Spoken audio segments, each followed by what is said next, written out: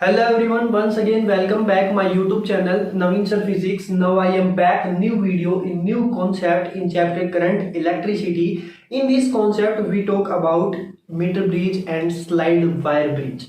Dear students, जो metre bridge और slide wire bridge है वो एक ही टॉपिक है, एक ही सर्किट का नाम है। हम उसके ऊपर डिस्कस करेंगे कि उसको मीटर ब्रिज या स्लाइड वायर ब्रिज क्यों कहा है। Clear? Where you feel the physics, then you realize that you are love with the subject. Do not go for the rectification. मैं हमेशा कहता हूँ if you are learn with the physics by clear the concept for it, 100% आपको physics पढ़ने में मजा आएगा। तो let's start today class.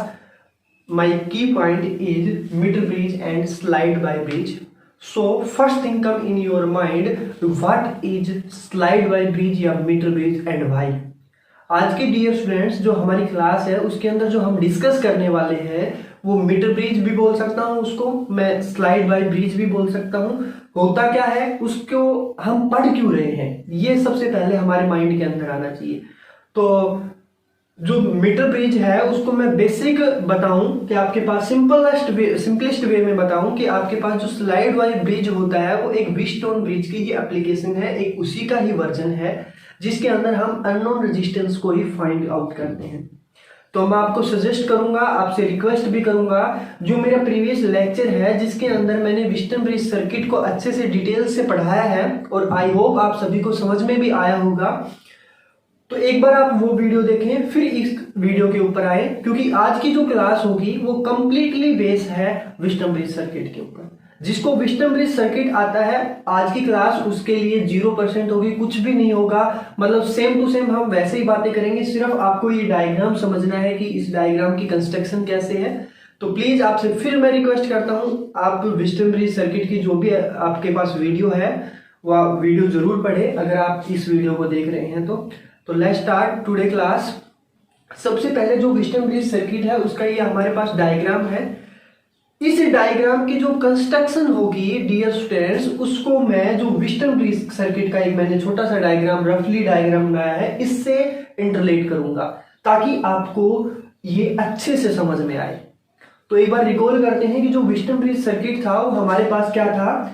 Wheatstone bridge circuit के अंदर हमारे पास जो कंडीशन होती है वो P/Q = R/S होती है। P/Q = R/S। ये आपके पास कब होती है, जब हम व्हीटस्टोन ब्रिज सर्किट को एक बैलेंसिंग कंडीशन के अंदर लेके आते हैं। सबसे पहले जो व्हीटस्टोन ब्रिज सर्किट होता है उसमें हमारे पास 4 रेजिस्टेंस होते हैं, जो जिसमें 2 नॉन रेजिस्टेंस होते हैं, एक वेरिएबल रेजिस्टेंस होता है और एक अननोन रेजिस्टेंस होता है। और इसी अननोन रेजिस्टेंस की मुझे वैल्यू फाइंड आउट करनी होती है। ये आपके पास आ जाता है S = P/QR। ये आपके पास किसी भी अननोन रेजिस्टेंस की वैल्यू फाइंड करने का फॉर्मूला होता है। तो डियर स्टूडेंट्स इसको मैं नाम दे देता हूं, इसी तरीके से हम इसके अंदर नाम देते चलेंगे। कुछ पॉइंट हैं वो आपको पहले से दिखाई दे रहे होंगे। पहले इसमें मैं देखता हूं, ये आपके पास P रेजिस्टेंस होता है, ये आपके पास Q होता है,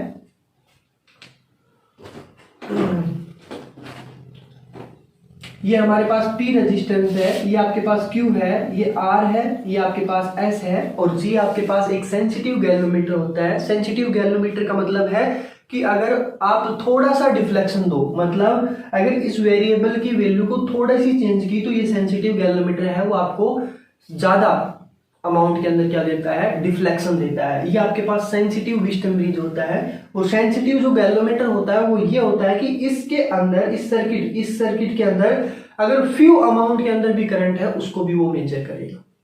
ठीक है, तो ये आपके पास PQRS 4 रेजिस्टेंस थे। तो यहां पर भी आपके पास रेजिस्टेंस है, 4 रेजिस्टेंस ही है।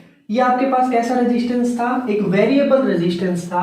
यहां पर मैंने लिख रखा RB का मतलब है रेजिस्टेंस बॉक्स। रेजिस्टेंस बॉक्स का मतलब होता है वेरिएबल रेजिस्टेंस। वेरिएबल रेजिस्टेंस मतलब इस रेजिस्टेंस बॉक्स में आपके पास एक ऐसा रेजिस्टेंस होंगे जिनकी वैल्यू को हम क्या कर सकते हैं, इंक्रीज भी कर सकते हैं डियर स्टूडेंट्स और डिक्रीज भी कर सकते हैं। तो ये जो पॉइंट, इसमें जो पॉइंट आपके पास होते हैं वो ऐसे होते हैं A, B, C और D। ये आपके पास पॉइंट होते हैं। यहां पर आप देखोगे कि A और D के बीच में कैसा आपके पास रेजिस्टेंस है, एक वेरिएबल रेजिस्टेंस है। तो यहां भी आपके पास ये पॉइंट A होगा और ये पॉइंट आपके पास क्या होगा, बी होगा, क्योंकि ए और बी के बीच में मुझे क्या रखना है, एक वेरिएबल रेजिस्टेंस रखना है। इसके साथ इंटरलेट करूंगा तो आपको ये डायग्राम है वो बेहतर तरीके से समझ में आएगा, बिल्कुल अच्छे वे में समझ में आएगा डियर स्टूडेंट्स। तो सबसे पहले हमने वेरिएबल रेजिस्टेंस देखा। इस सर्किट के अंदर आरबी था, एक रेजिस्टेंस बॉक्स था जो कि एक वेरिएबल रेजिस्टेंस को दर्शा रहा है। तो ये आपके पास ए और बी के बीच में क्या हो गया, एक वेरिएबल रेजिस्टेंस हुआ। जो नेक्स्ट हमारे पास स्टेप है वो देखो, इसमें आपके पास x है। x मतलब ये आपके पास कोई भी एक अननोन रेजिस्टेंस है। मैं यहां लिख देता हूं, अगर आपको लिखना चाहिए तो ये आपके पास एक वेरिएबल रेजिस्टेंस है और ये आपके पास है वो एक अननोन रेजिस्टेंस है। जो व्हीटस्टोन ब्रिज सर्किट है डियर स्टूडेंट्स, उसके अंदर जो अननोन रेजिस्टेंस है वो देखो आपके पास कहां है, ये आपके पास अननोन रेजिस्टेंस है। पॉइंट आपके पास क्या है, डी से सी के बीच में। पॉइंट आपके पास क्या है, डी से सी। तो यह पॉइंट आपके पास क्या होगा, सॉरी ये मैं डी था आपके पास, पॉइंट ए से डी था, तो यहां पर ए से डी पॉइंट हुआ। अच्छा, ये पॉइंट अगर डी है तो ये पॉइंट भी आपके पास क्या होगा, डी, और ये पॉइंट आपके पास क्या हो गया, सी, क्योंकि डी और सी के बीच में आपके पास क्या है, अननोन रेजिस्टेंस। और व्हीटस्टोन ब्रिज में भी आपके पास डी और सी के बीच में क्या होता है, एक अननोन रेजिस्टेंस ही होता है। ये बात सभी को पता होगी कि अगर ये पॉइंट डी है तो ये पॉइंट डी कैसे हुआ। मैंने आपको रेजिस्टेंस इन सीरीज पैरेलल या कैपेसिटर इन सीरीज पैरेलल के जो भी न्यूमेरिकल सोल्व करवाए उसमें मैंने आपको एक्सप्लेन किया, अगर आपके पास कोई भी वायर है तो टर्मिनल आपके पास सेम रहता है। अगर वायर के बीच में या आपके पास कोई भी इंस्ट्रूमेंट है, जैसे कि ये रेजिस्टेंस है या कैपेसिटर है, तो इसके बाद आपके पास जो टर्मिनल होते हैं वो क्या हो जाते हैं, चेंज हो जाते हैं। क्लियर। तो यहाँ पर कोई भी इंस्ट्रूमेंट नहीं है, तो ये पॉइंट अगर डी है तो ये भी डी है और ये भी आपके पास क्या है, डी ही पॉइंट है। इतना कॉन्सेप्ट सभी को क्लियर होगा। अब इसमें हमें P और Q कहीं पर भी दिखाई नहीं दे रहा, आपके पास P और Q की वैल्यू कहीं दिखाई नहीं दे रही। जो आगे वीडियो जब हम करेंगे तो उसमें अच्छे से समझ में आ जाएगा P और Q कहां पर है। अच्छा, इसके बाद मैं कहता हूं कि जो गैलोमीटर लगा हुआ है वो आपके पास B से D के बीच में लगा हुआ है। इसमें देखो जो गैलोमीटर है वो B से D के बीच में है, तो यहां पर भी जो गैलोमीटर होगा वो B से D के बीच में होगा। तो ये पॉइंट तो हमने पहले ही कंसीडर कर रखा है कि D है, तो सिंपल है कि ये पॉइंट जहां पर भी होगा वो आपके पास क्या होगा, B होगा। ठीक है। अब जो ये पॉइंट है आपके बी से लेकर डी तक, ये आपके पास एक गैलोमीटर है और गैलोमीटर है वो एक जोकी से जुड़ी हुई है, और जोकी है वो क्या करती है, स्लाइड करती है। किसके ऊपर स्लाइड करेगी, कैसे करेगी, उसके बारे में हम डिस्कस करेंगे। अभी यही याद रखो कि ये आपके पास डी पॉइंट था, इस डी पॉइंट से आपके पास बी पॉइंट के बीच में गैलोमीटर लगा हुआ है, और ये बी जो पॉइंट है यहाँ पर एक जोकी लगाई हुई है, जो कि एक वेरिएबल जोकी है, मतलब स्लाइड करने वाली है। वो इंक्रीज भी कर सकती है, वो डिक्रीज भी कर सकती है। ठीक है डियर स्टूडेंट्स। अब हम जो बात करेंगे वो एक आपको रेड कलर में दिखाई दे रहा होगा, ये आपके पास कुछ मैंने टेबल्स भी लिख रखी है इसको मेजर करने के लिए। इसे हम कहते हैं मीटर स्केल। इसे हम क्या कहेंगे, मीटर स्केल। इस मीटर स्केल से हम क्या मेजर करेंगे, जो भी एक जोकी स्लाइड करेगी उसका हम पता लगाएंगे कि किसके ऊपर ये, कितने पॉइंट के ऊपर ये स्लाइड करती वो हम देखेंगे, आगे बताऊंगा कि ये किस तरीके से स्लाइड करेगी। इस मीटर स्केल की वजह से ही इसको हम क्या कहते हैं, मीटर ब्रिज कहते हैं। और इसकी जो लेंथ होती है वो 1 मीटर की होती है। 100 सेंटीमीटर आपके पास यहाँ पर दिख रहे होंगे, ये 10 सेंटीमीटर 20 40 ऐसे आपके पास 100 सेंटीमीटर तक है। इसकी जो टोटल लेंथ होती है वो 1 मीटर की होती है। ठीक है, क्लियर होगा। तो ये आपके पास मीटर स्केल होता है, इसी मीटर स्केल की वजह से इसे मीटर ब्रिज कहते हैं। इस मीटर स्केल से नीचे आपको एक वायर दिखाई दे रहा होगा, जो कि ये है, ये आपके पास एक वायर है जो कॉन्स्टेंटन का, किसका, कॉन्स्टेंटन का और मैग्नीन का वायर बना होता है। किसका होता है, यहां से एक क्वेश्चन पूछ सकता है डियर स्टूडेंट्स आपको 1 नंबर के अंदर, कि जो स्लाइड वाइज ब्रिज होता है या मीटर ब्रिज होता है उसके अंदर जो हम वायर यूज करते हैं वो किसका बना होता है। तो ये आपके पास कॉन्स्टेंटन का या मैग्नीन का बना होता है। ज्यादातर हम कॉन्स्टेंटन का ही यूज करते हैं। क्यों बना होता है, क्योंकि इसका जो स्पेसिफिक रेजिस्टेंस होता है वो कॉपर से 30 टाइम्स हायर होता है। क्योंकि इसका जो स्पेसिफिक रेजिस्टेंस होगा वो कॉपर से क्या होगा, 30 टाइम हायर होगा, इसलिए हम कॉन्स्टेंटन का और मैग्नीन का वायर यूज करते हैं। और इस वायर की लेंथ भी आपके पास क्या होती है, 1 मीटर की होती है, क्योंकि ये स्केल से जस्ट नीचे लगा होता है, इसकी लेंथ भी आपके पास क्या होगी, 1 मीटर होगी। ठीक है, ये आपके पास एक बैटरी लगी हुई है जैसे विस्टन ब्रिज के अंदर लगी होती है। ये आपके पास की है जो क्या करती है, सर्किट को ओपन या क्लोज कर सकती है। अच्छा, ये जो सिस्टम मैंने नीचे लगाया है, आपको देखोगे कई बुक में ऐसे करके उसको ऊपर भी लगा रखा होगा। फिर रिपीट करता हूं, ये जो मैंने बैटरी और की नीचे लगाई हुई है, ये कई बुक्स के अंदर ऐसे करके ऊपर भी लगा रखा होगा, तो उसको डिफरेंट ना समझे, एक जैसा ही आप डायग्राम समझे। तो ये डायग्राम था हमारे पास। अब इसकी जो वर्किंग है कि किस तरीके से ये काम करेगा, काम डियर स्टूडेंट्स, हमें क्या करवाना है कि हमें इसके अंदर एक अननोन रेजिस्टेंस की वैल्यू को फाइंड करना है। और अननोन रेजिस्टेंस की वैल्यू हमने पहले पढ़ी है विस्टन ब्रिज सर्किट के अंदर। अगर मैं विस्टन ब्रिज सर्किट को बैलेंसिंग कंडीशन में करता हूं तो हमारे पास एक अननोन रेजिस्टेंस की वैल्यू आती है। तो इसमें भी हमें एक बैलेंसिंग कंडीशन करनी होगी। इसके अंदर जब बैलेंसिंग कंडीशन करते हैं तो जो वेरिएबल रेजिस्टेंस होता है उसको हम इंक्रीज करते हैं और डिक्रीज करते हैं। कब तक इंक्रीज और डिक्रीज करते हैं, जब तक ये गैल्वेनोमीटर है वो हमें क्या ना दे दे, जीरो डिफ्लेक्शन ना दे दे। अगर ये जीरो डिफ्लेक्शन देगा, बी से डी के बीच में पोटेंशियल आपके पास जीरो हो जाता है। अगर यहाँ पर पोटेंशियल जीरो हो जाता है तो करंट भी हमारे पास क्या हो जाता है, जीरो हो जाता है। तो ऐसे ही हमें करना है कि ये जो गैल्वेनोमीटर लगा हुआ है, जो डी से बी के बीच में हमारे पास गैल्वेनोमीटर है, इस गैल्वेनोमीटर को हमें जीरो डिफ्लेक्शन दिवाना है।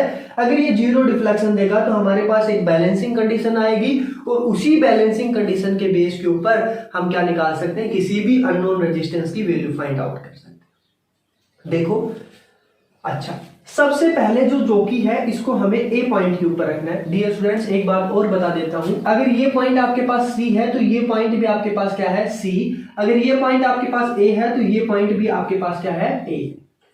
तो सबसे पहले इस जोकी को मैं उठाता हूं और ए पॉइंट के ऊपर रख देता हूं। ठीक है, अब जो वेरिएबल रेजिस्टेंस है इसको मैं वेरी करवाता हूं। जो रेजिस्टेंस बॉक्स है उसमें मैं वेरिएबल रेजिस्टेंस है उसको मैं वेरी करवाता हूं, और तब तक वेरी करवाता हूं जब तक ये गैल्वेनोमीटर क्या ना दे दे, मुझे जीरो डिफ्लेक्शन ना दे दे। मैं कहता हूं कि ये यहां से चला, ये जो आपके पास जोकी है वो इस पॉइंट से चलती है और ऐसे स्लाइड करती है, और यहाँ 30 के ऊपर आकर ये जो गैल्वेनोमीटर है वो जीरो डिफ्लेक्शन देता है। 30 के ऊपर आकर जो गैल्वेनोमीटर है वो क्या डिफ्लेक्शन दिया, जीरो डिफ्लेक्शन दिया। अब आपके पास 2 पॉइंट्स हो गए, ये एक पॉइंट हुआ यहां से यहां तक, और दूसरा पॉइंट आपके पास ये हुआ, ए से बी और बी से सी। इस पूरे की लेंथ मुझे पता है कितनी है एल मान लेता हूं। इस पूरे की लेंथ आपको वैसे पता है कि 100 है, 100 सेंटीमीटर।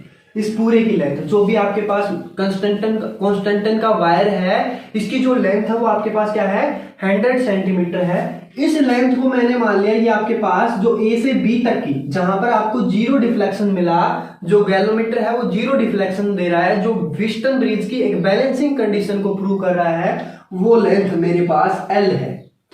ठीक है, एज ए वैल्यू ये तो मैंने 30 पे तो इसलिए मानना है, प्रैक्टिकल थोड़ी कर रहे हैं हम, तो थ्योरी पढ़ रहे हैं। प्रैक्टिकल में आपके पास एल की कोई भी वैल्यू आ सकती है। अगर ये वैल्यू आपके पास एल है तो ये आपके पास क्या बच गई, 100 माइनस एल। अगर प्रैक्टिकल की बात करें तो अगर ये आपके पास 30 है तो ये आपके पास क्या बच गई, 70 बच गई। क्लियर? तो ए से बी के बीच में आपके पास जो भी वायर है उस वायर का कुछ रेजिस्टेंस होगा। फिर बोलता हूं, ए से बी के बीच में आपके पास वायर है, कॉन्स्टेंटन का वायर है, उस वायर का कुछ रेजिस्टेंस होगा, और उसी रेजिस्टेंस को हम क्या कहेंगे, पी कहेंगे। ये आपके पास क्या कहलाएगा, पी कहलाएगा। ठीक है डियर स्टूडेंट्स, इसके बाद आपके पास बी से सी के बीच में जो भी वायर है उस वायर का भी रेजिस्टेंस होगा, उस वायर के रेजिस्टेंस को हम क्या कहेंगे, क्यू कहेंगे। उस वायर के रेजिस्टेंस को डियर स्टूडेंट्स क्या कहेंगे, क्यू कहेंगे। तो इसके आगे जो हमें करना है वो ये करना है, मैं यहां से स्टार्ट करता हूं कि हमें पता है P upon Q is equal to R upon S. R आपके पास क्या है, एक वेरिएबल रेजिस्टेंस है जिसकी वैल्यू हमें पता होगी कि ये किस वैल्यू के ऊपर, कितने ओम रेजिस्टेंस के ऊपर ये गैल्वेनोमीटर है वो मुझे जीरो डिफ्लेक्शन देता है। इसकी वैल्यू को मुझे फाइंड करना ही है एस की। P की वैल्यू मैं निकाल सकता हूं यहां से आपके पास कितना रेजिस्टेंस होगा, और Q की वैल्यू भी मैं निकाल सकता हूं यहां से आपके पास कितना रेजिस्टेंस होगा। तो मैं P और Q की वैल्यू निकाल लेता हूं, फिर वैल्यू पुट कर देंगे। P को मैं लिख सकता हूं रेजिस्टेंस ऑफ वायर AB, और नीचे लिख सकता हूं resistance of wire BC। P upon Q resistance of wire AB का जो रेजिस्टेंस होगा वो मैं कहता हूं आपके पास लेंथ L है, और सरफेस जो चार्ज है इसे, या मैं ये कहूं कि पर यूनिट लेंथ आपके पास जो रेजिस्टेंस होगा उसको मैंने मान लिया सिग्मा। ठीक है, इसका दूसरा मेथड भी बताऊंगा मैं आपको। सेकंड में कहता हूं Q है, Q की जो लेंथ है वो आपके पास 100 माइनस L है, और इसको भी मैं पर यूनिट लेंथ मानूं तो आपके पास पर यूनिट लेंथ है सिग्मा। सिग्मा से sigma cancel, P upon Q is equal to L upon 100 minus L, value वही आनी है। अच्छा, दूसरा, आपके पास कोई भी रेजिस्टेंस होता है, उसका रेजिस्टेंस, आपके पास कोई वायर है, उस वायर का रेजिस्टेंस निकालने का जो फॉर्मूला आपने पढ़ा है वो होता है R is equal to rho L upon A। किस किस के ऊपर डिपेंड करता है? उसकी रेजिस्टिविटी के ऊपर, उसके लेंथ के ऊपर, और उसके एरिया के ऊपर। रो आपके पास क्या होता है? एक प्रोपोर्शनल साइन होता है। ठीक है, तो यहां से अगर ये P रेजिस्टेंस होगा तो ये P भी है, वो किस किस के ऊपर डिपेंड करेगा? P is equal to rho constant है, L ये लेंथ है, L लिख दिया, एरिया आपके पास एरिया रहेगा, जो भी इसका एरिया होगा इस वायर का। ये बात समझ में आई डियर स्टूडेंट्स? फिर बताता हूं, किसी भी वायर का जो रेजिस्टेंस निकालते हैं उसका फॉर्मूला होता है R is equal to rho L upon A। तो यहां से आपके पास ये एक वायर है, इसका रेजिस्टेंस निकालू तो रेजिस्टेंस को मैंने मान रखा P इज इक्वल टू रो, आपके पास कांस्टेंट होता है, लेंथ, इसकी लेंथ भी हमने L ही मान रखी है तो यहां पर L लिख दिया, एरिया, इस वायर का जो भी एरिया होगा वो एरिया हो गया। ठीक है, ऐसे ही इस Q की वैल्यू फाइंड करूं तो Q इज इक्वल टू आपके पास रो एक कांस्टेंट है, L मतलब इसकी लेंथ हमारे पास है 100 माइनस L, और एरिया इसका भी A ही होगा। अब मैं यहां से P अपॉन Q करूं तो आपके पास जो आएगी term P upon Q is equal to rho L upon A upon rho 100 minus L upon A से A कैंसिल, रो से rho cancel, P upon Q is equal to L upon 100 minus L। आया भाई? इसमें और इसमें फर्क है क्या? तो किसी बुक में आपको ऐसे सोल्व करके दे रखा होगा डियर, और किसी बुक में आपको ऐसे सोल्व कर रखा होगा। ठीक है, डोंट वरी, आपको जैसा सुटेबल लगे, जैसा अच्छा लगे, जैसा आपको पढ़ने में मजा आए आप वो करें। इसके बाद अगर मैं इस P और Q की वैल्यू को इस इक्वेशन में पुट करता हूं तो आपके पास L upon 100 minus L is equal to R upon X। यहां से डियर स्टूडेंट्स अननोन रेजिस्टेंस की वैल्यू निकाल सकते हो या नहीं निकाल सकते? ठीक है, अननोन रेजिस्टेंस आपके पास क्या आ जाएगा? S is equal to 100 minus L multiply R upon L।